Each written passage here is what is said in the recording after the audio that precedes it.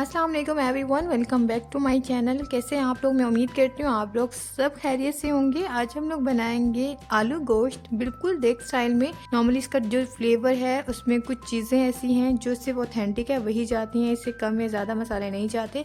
Video को आपने लाजमी एंड तक वॉच करना है। जिसने अभी तक चैनल को सब्सक्राइब नहीं किया काइंडली सब्सक्राइब करें, बेल के आइकन को लाजमी प्रेस कर दें ताकि आने वाली हर मज़ेदार सी वीडियो का नोटिफिकेशन आपको टाइम से मिलता रहे।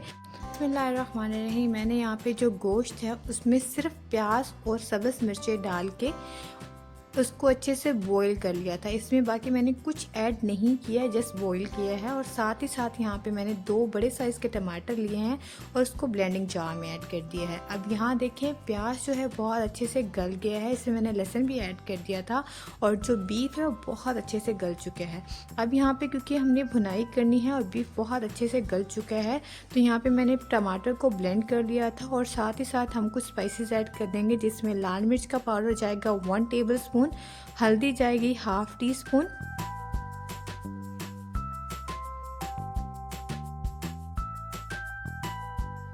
धनिया पाउडर जाएगा 1 टीस्पून, सॉल्ट ऐड करेंगे 1 टेबल स्पून,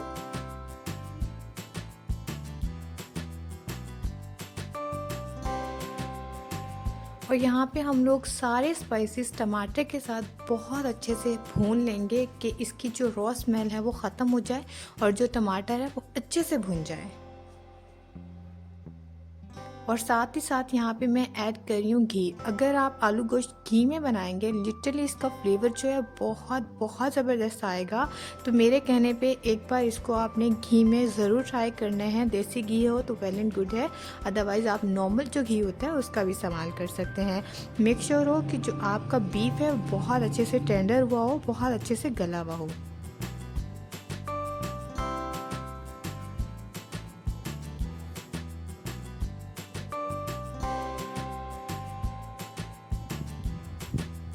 अब यहाँ पे बहुत अच्छे से भुनाई हो चुकी है तो मैं 1 कप जितना बहुत अच्छे से फेटा हुआ जो है वो दही ऐड कर रही हूँ। यहाँ पे जो दही है वो ना ही बहुत ज़्यादा खट्टा है और ना ही बहुत ज़्यादा नॉर्मल, यानी कि घर का जो नॉर्मल दही होता है वो है, मीठा है। तो हमने थोड़ा सा नॉर्मल सा दही लेना है और इसको अच्छे से भूनना है जब तक जो दही का जो पानी है वो ड्राई नहीं हो जाता।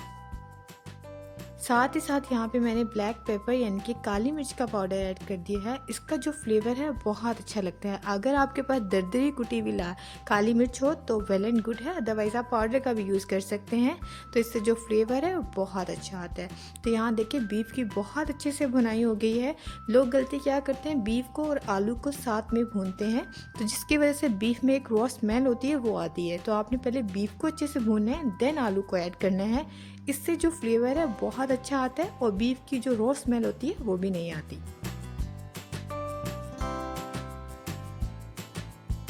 तो बस आपने इसको इतना भूनना है कि आलू 1 से 2 मिनट के लिए बीफ में मसाले के साथ अच्छे से जो है एडजस्ट हो जाए, अच्छा सा जो मसाला है वो आलू के ऊपर कोट हो जाए।